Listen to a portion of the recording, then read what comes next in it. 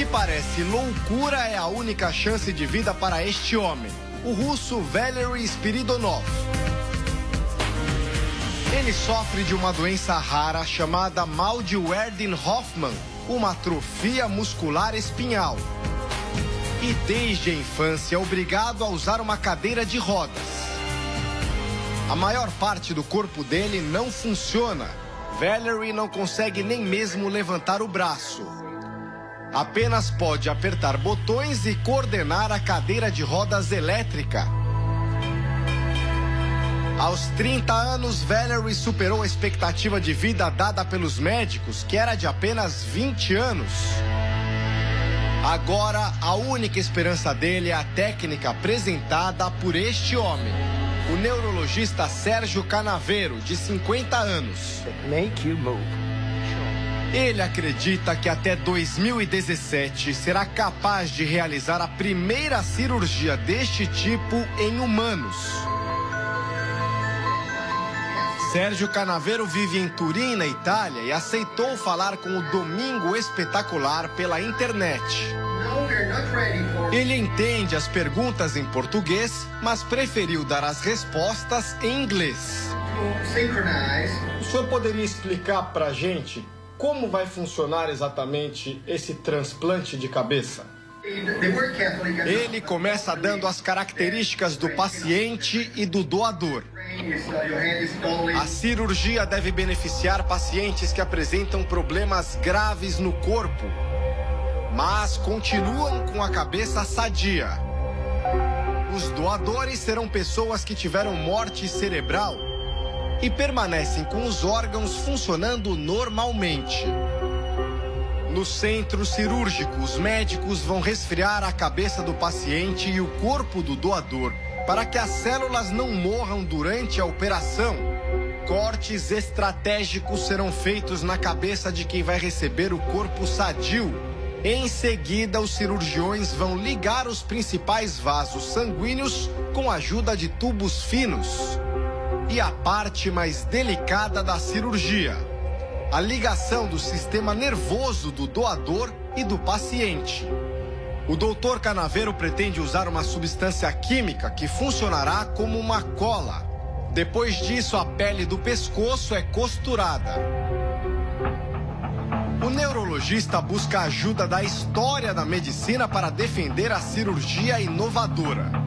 Há 50 anos, por exemplo, era praticamente impossível imaginar um coração de uma pessoa pulsando no peito de outra. Em 2010, o mundo assistiu, pasmo, ao primeiro transplante total de rosto. Segundo o doutor, a cabeça de um paciente só pode ser transplantada para o corpo de um doador com altura e peso compatíveis. Diferença de idade não é um problema. Cérebros mais velhos ficariam rejuvenescidos em organismos mais novos. E o médico vai além. Diz que poderia até transplantar, por exemplo, a cabeça de um homem para o corpo de uma mulher. Quando eu pergunto sobre o pós-operatório, o neurologista explica como deve ser a recuperação do transplantado. Depois da cirurgia, o paciente vai permanecer em coma por 2 semanas. Durante esse tempo, eletrodos vão produzir estímulos na medula espinhal. As pequenas descargas elétricas ajudariam a desenvolver conexões entre o doador e o transplantado.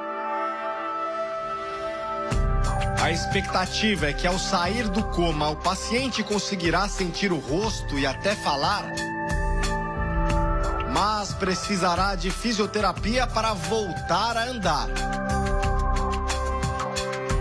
A técnica de usar partes humanas e descargas elétricas para devolver vida a um corpo lembra um dos personagens mais famosos da literatura e do cinema.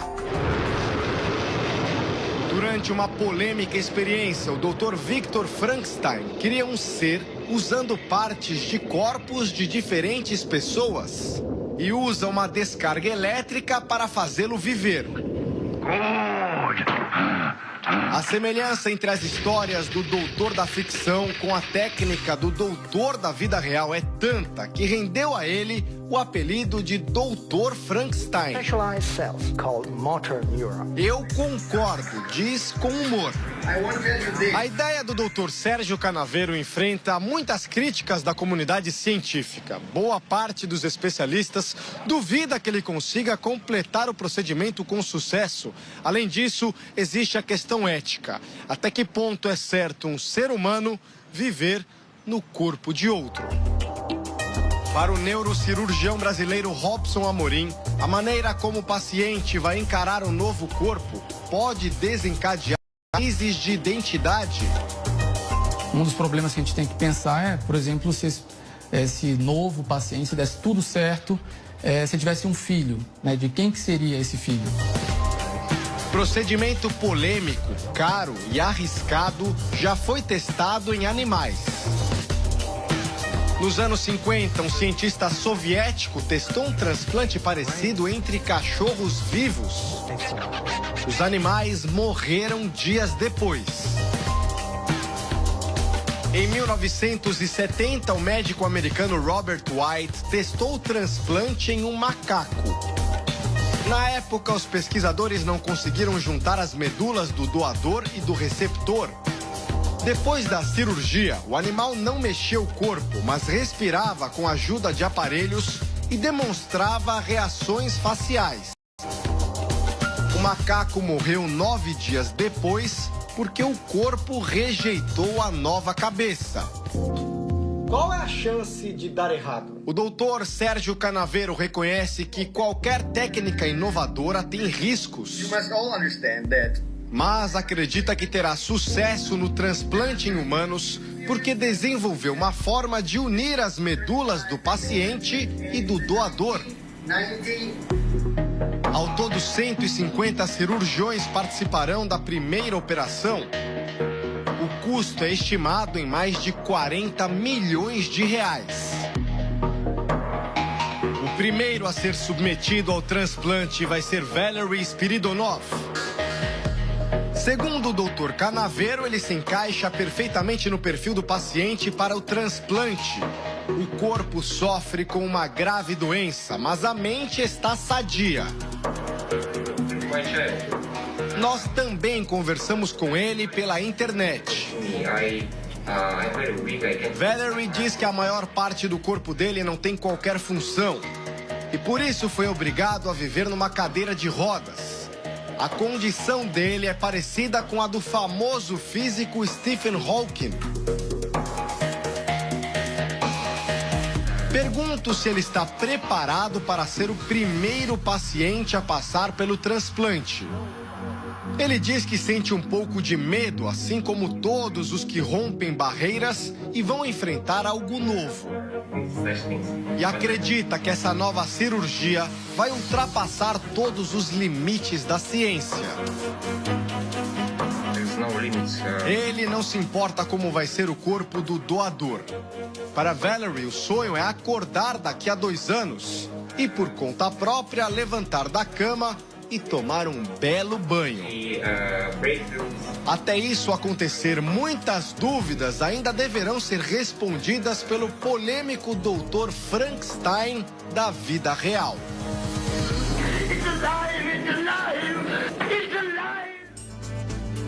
Agora vamos falar de uma família que está transplantada para o corpo de um doador com altura e peso compatíveis. Diferença de idade não é um problema. Cérebros mais velhos ficariam rejuvenescidos em organismos mais novos. E o médico vai além. Diz que poderia até transplantar, por exemplo, a cabeça de um homem para o corpo de uma mulher. Quando eu pergunto sobre o pós-operatório, o neurologista explica como deve ser a recuperação do transplantado. Depois da cirurgia, o paciente vai permanecer em coma por 2 semanas. Durante esse tempo, eletrodos vão produzir estímulos na medula espinhal. As pequenas descargas elétricas ajudariam a desenvolver conexões entre o doador e o transplantado. A expectativa é que, ao sair do coma, o paciente conseguirá sentir o rosto e até falar. mas precisará de fisioterapia para voltar a andar. A técnica de usar partes humanas e descargas elétricas para devolver vida a um corpo lembra um dos personagens mais famosos da literatura e do cinema. Durante uma polêmica experiência, o Dr. Victor Frankenstein queria um ser usando partes de corpos de diferentes pessoas e usa uma descarga elétrica para fazê-lo. O que parece loucura é a única chance de vida para este homem, o russo Valery Spiridonov. Ele sofre de uma doença rara chamada mal de Erdin-Hoffmann, uma atrofia muscular espinhal. E desde a infância é obrigado a usar uma cadeira de rodas. A maior parte do corpo dele não funciona. Valery não consegue nem mesmo levantar o braço. Apenas pode apertar botões e coordenar a cadeira de rodas elétrica. Aos 30 anos, Valery superou a expectativa de vida dada pelos médicos, que era de apenas 20 anos. Agora, a única esperança dele é a técnica apresentada por este homem, o neurologista Sérgio Canavero, de 50 anos. Ele acredita que até 2017 será capaz de realizar a primeira cirurgia deste tipo em humanos.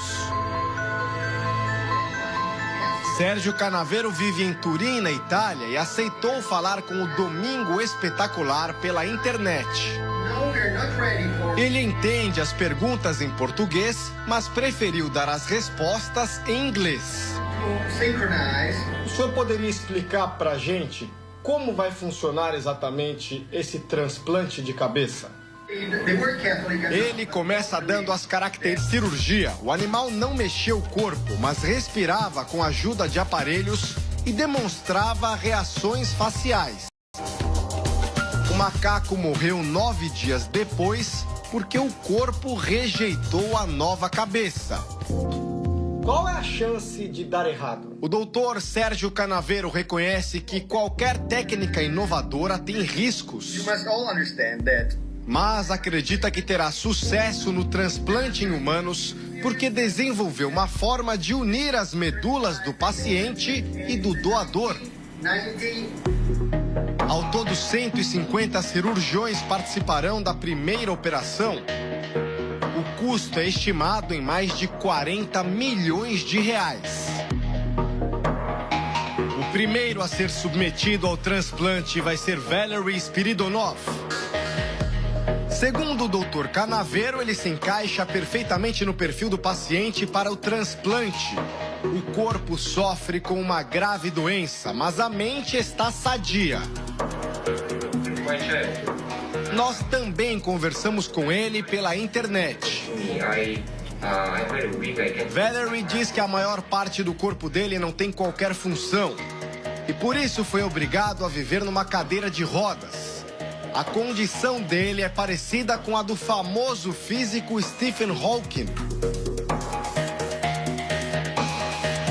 Pergunto se ele está preparado para as características do paciente e do doador.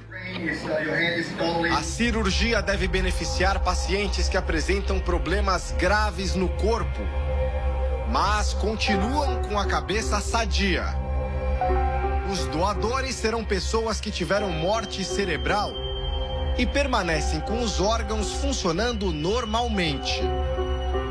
No centro cirúrgico, os médicos vão resfriar a cabeça do paciente e o corpo do doador para que as células não morram durante a operação. Cortes estratégicos serão feitos na cabeça de quem vai receber o corpo sadio.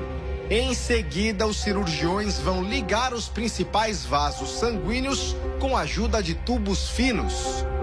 E a parte mais delicada da cirurgia: a ligação do sistema nervoso do doador e do paciente. O Dr. Canavero pretende usar uma substância química que funcionará como uma cola. Depois disso, a pele do pescoço é costurada. O neurologista busca a ajuda da história da medicina para defender a cirurgia inovadora. Há 50 anos, por exemplo, era praticamente impossível imaginar um coração de uma pessoa pulsando no peito de outra. Em 2010, o mundo assistiu, pasmo, ao primeiro transplante total de rosto. Segundo o doutor, a cabeça de um paciente só pode ser viver. A semelhança entre as histórias do doutor da ficção com a técnica do doutor da vida real é tanta que rendeu a ele o apelido de Doutor Frankenstein. Eu concordo, diz com humor. A ideia do Dr. Sérgio Canaveiro enfrenta muitas críticas da comunidade científica. Boa parte dos especialistas duvida que ele consiga completar o procedimento com sucesso. Além disso, existe a questão ética. Até que ponto é certo um ser humano viver no corpo de outro? Para o neurocirurgião brasileiro Robson Amorim, a maneira como o paciente vai encarar o novo corpo pode desencadear crises de identidade. Um dos problemas que a gente tem que pensar é, por exemplo, se esse novo paciente, se desse tudo certo, se tivesse um filho, né? De quem que seria esse filho? Procedimento polêmico, caro e arriscado já foi testado em animais. Nos anos 50, um cientista soviético testou um transplante parecido entre cachorros vivos. Os animais morreram dias depois.